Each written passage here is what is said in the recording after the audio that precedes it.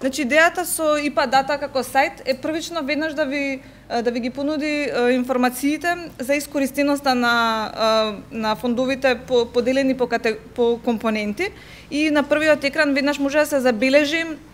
процентуално како се поделени сумите по петте компоненти кои што се во ИПА 1, но доколку се оди потоа на овие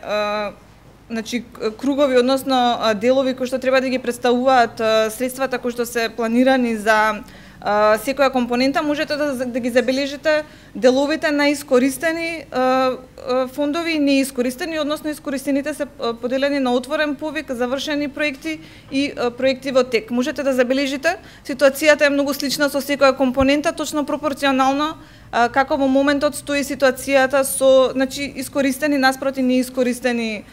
фондови и сето ова нормално се влече од базата која што е представена на ИПА Дата, но веднаш во десниот дел од првичната визуализација на вебсајтот можете да забележите точно за секоја компонента колку вкупно буџет е издвоено или пак се уште неискористено како такво. Овие тука копчиња кои што се овозможени, значи делови каде што се представени сумите за секој од завршените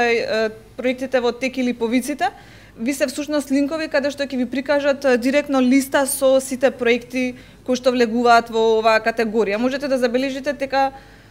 делот со неискористени во моментот доминира, но